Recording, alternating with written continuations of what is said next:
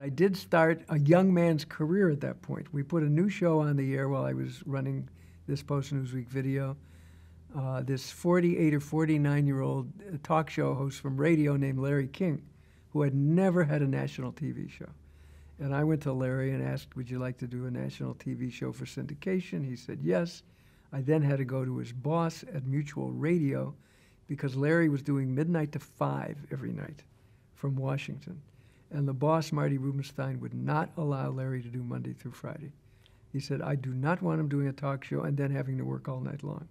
So we wound up putting Larry on once a week, Sunday nights at 11:30 from the Chamber of Commerce studios in Washington, D.C. He did very well. He had like a 3 rating. But a 3 rating for 90 minutes on a Sunday night couldn't support the show. So eventually, after a year, it went away. But it was the precursor of the CNN show. And it was a live show, took phone calls. It was the same show. And very proud of that. And even today when I see Larry, we laugh about it because we go to lunch once a year and I lay out the same question every year, which is, Larry, let me get this straight now. In 1983, we paid you $400,000 a year and you had 3 million viewers.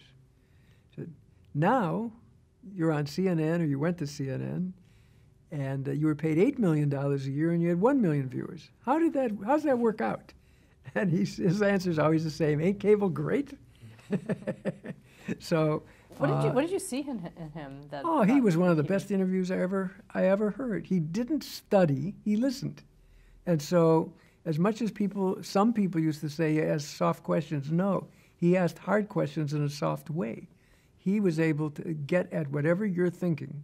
What I always thought was great about Larry King is he asked the questions the audience was thinking to ask when they were watching, and he did it basically by listening to the guests.